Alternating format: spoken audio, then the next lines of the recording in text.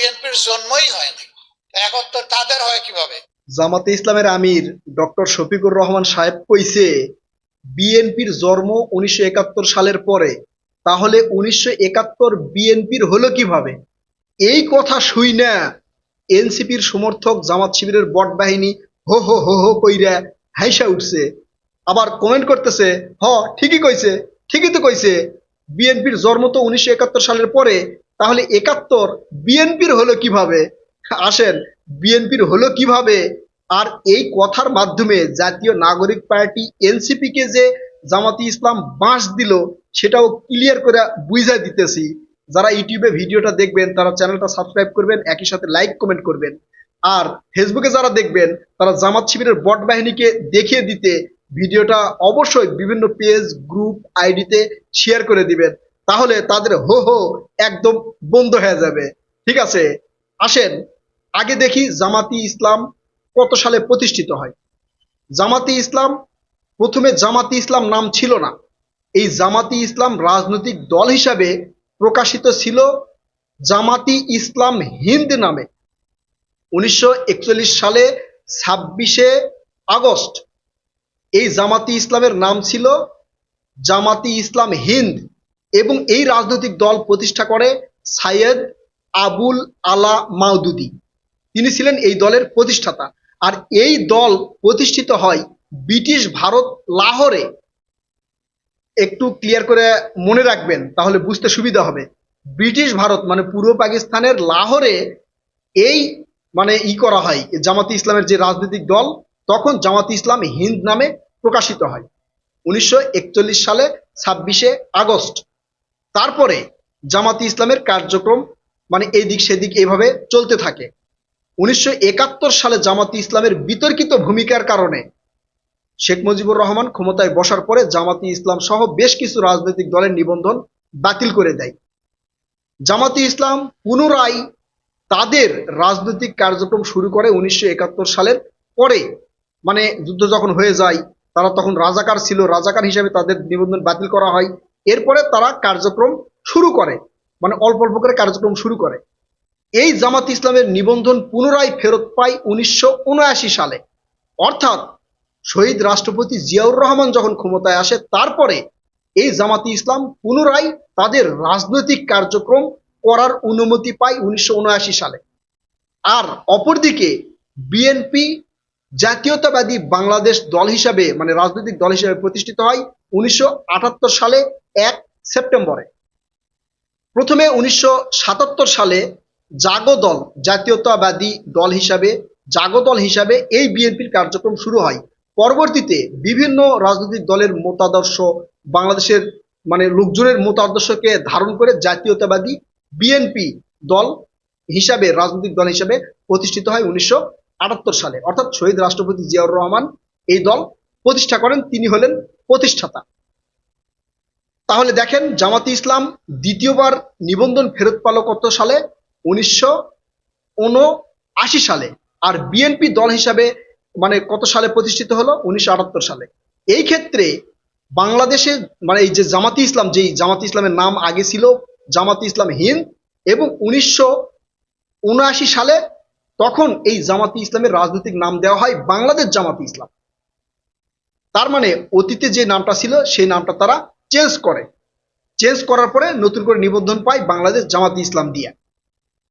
এই ক্ষেত্রে জামাতি ইসলামের নতুন যে নাম বা নতুন যে নিবন্ধন, তার 1 বছর আগে জাতীয়তাবাদী বিএনপি প্রতিষ্ঠিত হয়। জামাত ইসলামকে রাজাকার কেন বলা হয়? রাজাকার বলা হয় এই যে পাক হানাদার বাহিনী বা পাকিস্তানি যে সশস্ত্র বাহিনী ছিল তাদেরকে তারা সহযোগিতা করেছিল, এবং যারা সহযোগিতা করেছিল তারাই এই জামাতি ইসলাম দল প্রতিষ্ঠা করেছে, পুনঃপ্রতিষ্ঠা করেছে। বাংলাদেশ জামাতি ইসলামী যখন নতুন করে প্রতিষ্ঠিত হয় তারাই করেছে, বিধায় এই জামাতি ইসলামকে রাজাকার দল হিসেবে বলা হয়। এখন জামাতি ইসলাম 1971 সালে রাজাকারি করেছে, বিধায় তাদেরকে রাজাকার হিসাবে আইন করা হয়েছে। সংসদে কিন্তু আইনও পাশ হয়েছে, সে বিষয়ে কথা বলেছি। আইন পাশ করা হয়েছে। রাজাকারি করার কারণে যদি তাদেরকে রাজাকার বলা হয়, তাহলে মুক্তিযুদ্ধ করার কারণে তাকে মুক্তিযুদ্ধের দল কেন বলা হবে না? শহীদ রাষ্ট্রপতি জিয়াউর রহমান উই রিভল্ট বলে যুদ্ধের ঘোষণা দিছে। যুদ্ধ শেষে স্বাধীনতার ঘোষণা দিছে শহীদ রাষ্ট্রপতি জিয়াউর রহমান। তিনি যদি একটা দল তৈরি করে তাহলে সেই দল মুক্তিযুদ্ধের দল হবে না কেন? প্রশ্ন এই জামাত শিবিরের বট বাহিনীর কাছে। এখন আসলে ঘটনা উল্টাভাবে বলতে গিয়ে জামাতে ইসলামের আমির এই কথা বলেছে। যদি ৭১-এর পরে বিএনপি গঠিত হয়ে ৭১ যদি বিএনপির না হয়, তাহলে জুলাই আগস্টে যে আন্দোলন হয়েছে এই আন্দোলনের পরে এসে জাতীয় নাগরিক পার্টি এনসিপি দল গঠন করেছে। তাহলে জুলাই আগস্টের যে আন্দোলন এই আন্দোলনের ক্রেডিট কিন্তু এনসিপির কাছে যাচ্ছে না জামাতে ইসলামের আমিরের কথা অনুযায়ী। কিন্তু জাতীয় নাগরিক পার্টি এনসিপির রাজনৈতিক ন্যারেটিভ কি? রাজনৈতিক ন্যারেটিভটা হচ্ছে তারা জুলাই আগস্টে আন্দোলন করেছে, তারা সম্মুখ সারির যোদ্ধা। এটাই তাদের রাজনৈতিক ন্যারেটিভ। এই ন্যারেটিভের উপর ডিপেন্ড করে তারা রাজনৈতিক দল গঠন করেছে। এখন এই রাজনৈতিক ন্যারেটিভটা ধ্বংস করে দেওয়ার জন্য জামাতের আমির ডক্টর শফিকুর রহমান স্যার তিনি এই কথাটা এইভাবে বলেছেন। এখন বিএনপি এর প্রশ্ন তুলবে যে ১৯৭১ সালে যদি বিএনপি মানে দল গঠন না করার কারণে ৭১ যদি বিএনপির না হয়, তাহলে জুলাই আগস্ট আন্দোলনের আগেও তো এনসিপি দল গঠন করে নাই। তাহলে জুলাই আগস্টের আন্দোলনের যে নেতৃত্ব হিসাবে এনসিপি কে বলা হয় সেটা তো বলা যাবে না। তার মানে এনসিপির যেই রাজনৈতিক ন্যারেটিভ এইটা চালাকি করে জামাতের আমির ডক্টর শফিকুর রহমান স্যার ধ্বংস করে দিলেন। যদি বিএনপির লোকজন এখন প্রশ্ন তোলে তাহলে তো এনসিপি ও জুলাই আগস্টের নেতৃত্ব দানকারী দল নয়। তারা তো এটাই বলে, মানে জাতীয় নাগরিক পার্টি এনসিপির যেগুলো শীর্ষ নেতারা আছে তারা কিন্তু বলে যে আমরা জুলাই আগস্টের এই আন্দোলনে, ফ্যাসিবাদ বিরোধী আন্দোলনের, স্বৈরাচার হটানোর আন্দোলনের আমরা নেতৃত্ব দানকারী। এটা তাদের রাজনৈতিক ন্যারেটিভ এবং এটাই প্রচার করেছে। জামাতে ইসলাম কৌশলে সেই রাজনৈতিক ন্যারেটিভটা ধ্বংস করে দিল। অর্থাৎ বিএনপি কে বলছে তাদের ৭১ নয়, একই সাথে এই এনসিপি কে বলছে আপনাদের ২৪ না। কৌশলটা দেখেছেন কোন জায়গায়? কৌশলটা হচ্ছে জামাতের আমির মানে বিএনপি এবং এনসিপির মধ্যে এই প্রশ্নটা ছুড়ে দিলেন। এখন এনসিপির সমর্থকেরা বলবে তাই তো, বা এনসিপি এই জামাতের শরিক দল হিসেবে বলবে তাই তো, ৭১-এ তো বিএনপির জন্ম হয় নাই, তাহলে তো ৭১ বিএনপির না। ঠিক তখন বিএনপির লোকজন বলবে ২৪-এও তো আপনাদের জন্ম হয় নাই, আপনাদের রাজনৈতিক দলের জন্ম তো ২৪-এ হয় নাই, বিধায় ২৪-এ আপনাদের না। তখন এই বিএনপি আর এনসিপি ধাক্কাধাক্কি করবে, মাঝখানে লাভবান হবে জামাত। এই কৌশলটাই অবলম্বন করেছে জামাত ইসলামের আমির ডক্টর শফিকুর রহমান। তাছাড়া ৭১-এর যুদ্ধের উই রিভল্ট বলে যুদ্ধের ঘোষণা দিলেন শহীদ রাষ্ট্রপতি জিয়াউর রহমান এবং বাংলাদেশ স্বাধীন হওয়ার পরে স্বাধীনতার ঘোষণাও দিলেন শহীদ রাষ্ট্রপতি জিয়াউর রহমান। মুক্তিযোদ্ধাদের বা হচ্ছে ওই সময় সশস্ত্র বাহিনী যারা এই পাখানাদার বাহিনীর বিরুদ্ধে লড়েছে তাদেরকে একত্রিত করে দল গঠন করলেন। সেটা মুক্তিযোদ্ধার দল হলো না, সেটা ৭১ মানে এই বিএনপির হলো না, তাহলে ২৪-এ তো হলো না, ২৪-এও তো এই এনসিপির হলো না। বুঝতে পেরেছেন বিষয়টা? মানে ২৪ থেকে এনসিপি কে সরে দিল এবং ৭১ থেকে বিএনপি কে সরে দেওয়ার পায়তারা করতেছে জামাতে ইসলাম। চালাকিটা কোন জায়গায় দেখেন। এখন যদি এই জামাতে ইসলাম মনে করে যে আমরা ৭১ আগের দল, তাহলে তার রাজাকার।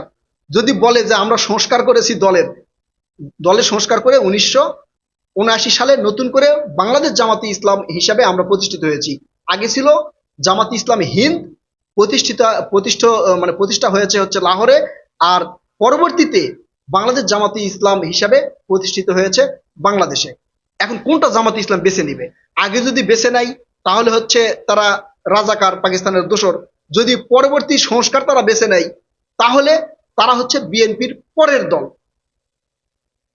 এটা তাদের মানতে হবে। এবং ওই দলের যেহেতু জামাতে ইসলাম আছে এবং এই জামাতি ইসলাম ১৯৭১ সালে পাকিস্তানের পাক হানাদার বাহিনীর দিকে সহযোগিতা করেছে, বাংলাদেশে সেটার আইন পাশ হয়েছে, বিধায় তারা একদিকে রাজাকার, অপরদিকে এসে তারা হচ্ছে এই ৭১-এর পরের একটা দল। মানে জগা খিচুড়ি বাইধা গেছে। আপনারা হয়তো ক্লিয়ার বুঝতে পারতেছেন না, এখানে জগা খিচুড়ি বাইধা গেছে। এই জগা খিচুড়ি বাঁধানোর মেন কারণটা হচ্ছে ৭১ থেকে বিএনপি কে এবং ২৪ থেকে এনসিপি কে সরিয়ে দেওয়ার মূল পরিকল্পনা। প্রিয় কলিজার ভাই বোনেরা, আপনারা কি মনে করছেন? এই সার্বিক পরিস্থিতি, এই যে জগা খিচুড়ি তৈরি করার একটা চেষ্টা করতেছে জামাতে ইসলাম, এই বিষয়ে আপনারা আপনাদের মূল্যবান মতামত কমেন্ট করে জানাবেন। কথা হবে নতুন কোনো ভিডিওতে, ততক্ষণ পর্যন্ত ভালো থাকবেন ইনশাআল্লাহ। আল্লাহ হাফেজ।